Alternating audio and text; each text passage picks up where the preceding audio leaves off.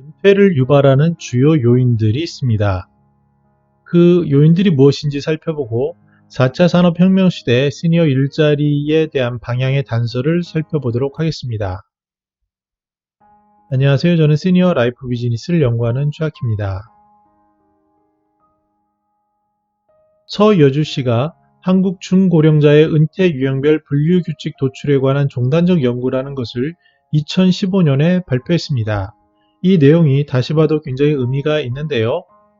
한국 고령화 패널 연구의 빅데이터를 가지고 42개의 독립 변수 중에 어떤 것이 은퇴 유형을 예측하는지 변수를 분석한 자료입니다. 그 결과를 보면 2006년도에 당시의 응답자 중에 취업자가 앞으로 계속 일을 할 수 있을 것 같다 라는 일자리의 주관적 기대감이 낮은 경우에 2년 후인 2008년에 완전 은퇴하는 것으로 분석이 되었다고 하고요. 또 2008년에 보니까 그때는 일자리에 대해서 전반적으로 만족한다. 이것이 낮은 경우에 2년 후인 2010년에 완전 은퇴하는 것으로 나타났습니다.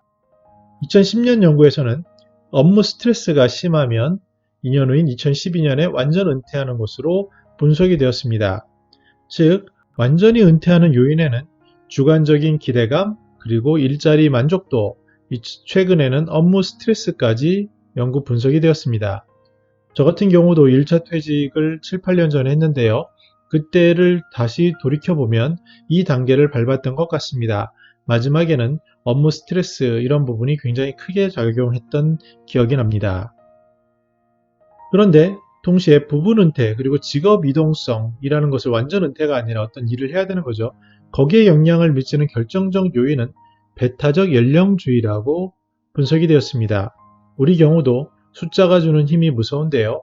50대라든지 60, 특히 60이라는 숫자는 굉장히 일자리에서는 절망을 주는 숫자이고 있습니다. 현재까지는. 그래서 이러한 것들이 아마 배타적 연령주의의 그 배경이지 않을까 생각해 봅니다.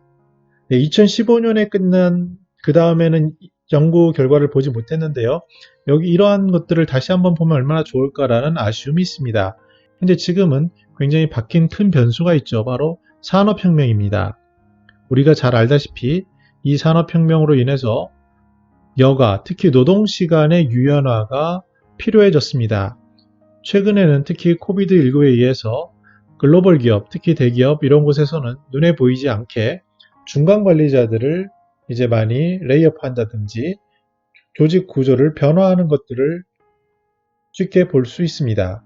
이러한 큰 변화들의 배경에는 어떤 인공지능이라든지 어떤 빅데이터라든지 이런 것들의 환경이 주는 것이라고 보여줄 수 있고요. 그를 받아들이는 노동자 입장에서는 노동시간을 맞춰서 짧은 시간을 끼워 맞추는 어떤 쉽게 좋게 표현하면 노동시간의 유연화라고 했는데요. 이러한 것들로 대응하고 있는 것이 보여집니다.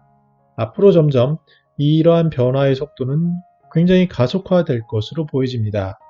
따라서 지금은 우리가 은퇴에 대한 새로운 연구와 접근법이 필요한 시대라고 할 수 있습니다.